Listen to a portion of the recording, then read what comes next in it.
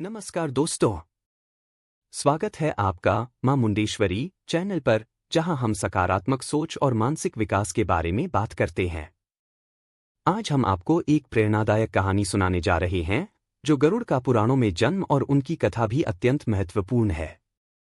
ऋषि कश्यप की दो पत्नियां कद्रू और विंता थीं। कद्रू के 100 नागों के अंडों के फूटने के बाद विंता के दोनों अंडों में से एक अंडा नहीं फूटा था।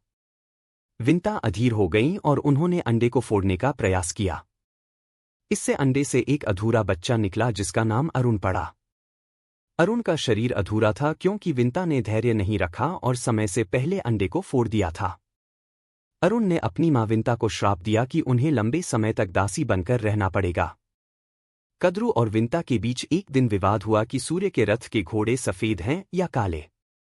कद्रू ने कहा कि घोड़े काले हैं, जबकि विंता ने कहा कि घोड़े सफेद हैं। कद्रू ने अपने नाग पुत्रों को कहा कि वे सूर्य के रथ के घोड़ों के पूंछ पर लिपटकर उन्हें काला दिखाएं। नागों ने ऐसा ही किया और विवाद में कद्रू जीत गईं। विंता को अपनी हार माननी पड़ी और कद्रू की दासी बनना पड़ा। समय बीतता गया और आखिरकार विंता का दूसरा अंडा फूटा, जिसमें से गरुड़ का जन्म हुआ।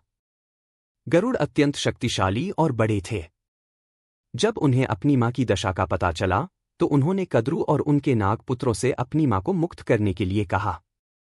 नागों ने कहा कि यदि गरुड़ स्वर्ग से अमृत लाकर उन्हें देंगे, तो वे विंता को मुक्त कर देंगे।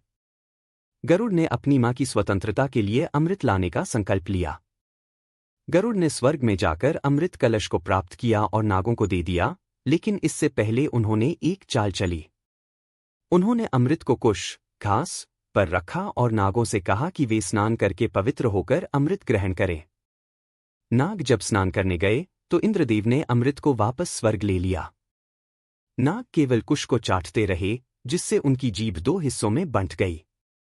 इस प्रकार गरुड़ ने अपनी बुद्धिमत्ता से अपनी मां को मुक्त कराया।